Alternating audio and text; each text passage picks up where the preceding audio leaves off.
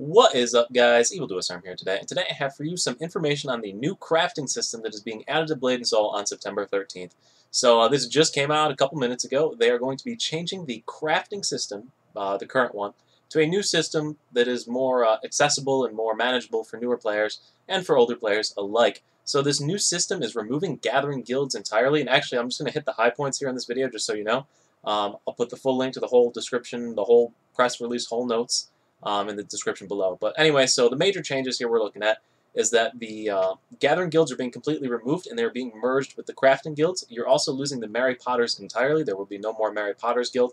Their items that you can craft are being added on over to the Forge Keepers, right? No, not the Forge Keepers, I lied.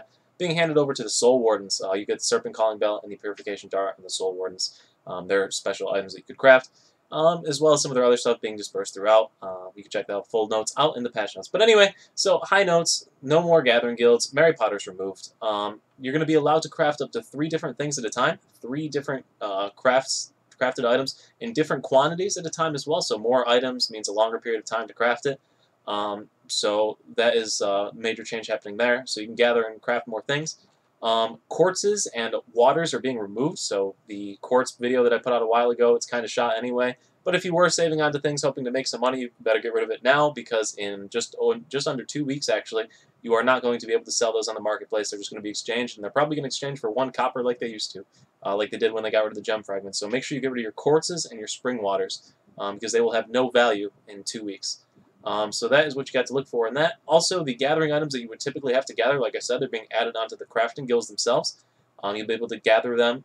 They're also being added as drops from dungeons. So there's going to be chests that'll drop from dungeons that have crafting materials in them, as well as other raids and things like that. You can be able to get them from that, as well as gathering them from the main gathering guilds, the crafting guilds rather. I apologize. A lot of stuff is being removed from the game, and some stuff will be moved to different guilds. So like I said, you got the Serpent Calling Bells and the other items being added to the Soul Wardens. So nothing really too crazy there. So also, if you're going for the achievement, the achievements for gathering and crafting guilds, go ahead and finish off that. They are going to put the outfits that you need to the achievement point exchange merchant Kion, whatever her name is. So you'll be able to go ahead and purchase those through that. And all current crafting and gathering guild quest thingies that you've got going on will be disabled on September 9th. So you will no longer be able to craft or do any crafting or gathering on September 9th, which actually will probably drive up some market prices for things like Silver Frost Transformation Stone, some other stuff. So if you want to get those early, go ahead and do that now, because then you will be experiencing higher prices for all of those, especially if you're trying to save up items for your gunner. So just some highlights of the different guilds and the different things. So the Forge Keeper is now getting this Empyrean Spirit Stone. It's used to upgrade legendary weapons. You're going to get Transformation Stones on the Forge Keepers. So those are being moved off of the Soul Wardens. You're going to get Master Field Repair Tools, which has already been included on it, essentially. Void Fragments, which are super useful for upgrading your weapons. So that's going to be pretty cool that the Forge Keepers can craft them. Be great for upgrading yourself and stuff. So then you got your Ascendant Stones and Galaxy Fragments as well for upgrading your other items. Radiant Ring is going to be able to craft Brilliant Keys. So that is going to be huge for leveling up your alts. Honestly, if you were thinking about making a gunner, I would have to recommend your 2 guilds being Forge Keepers and Radiant Ring.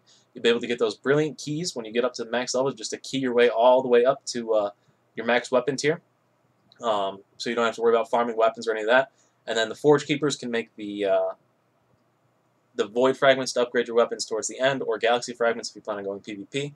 Then also the Radiant Ring can make Smelting Orbs, Ivory Beluga Orbs, and Aransu Orbs. So the Smelting Orbs, if you look in your inventory system, you'll see that you need to get those to get up to Baleful 10, I believe, or Seraph 10. So it'll take you all the way up to Seraph 10, being able to craft everything you need, not have to farm peaches, not have to farm anything, which is fantastic. So I would highly recommend Forge Keepers, Radiant Ring as your 2 guilds if you plan on upgrading an alt or leveling an alt.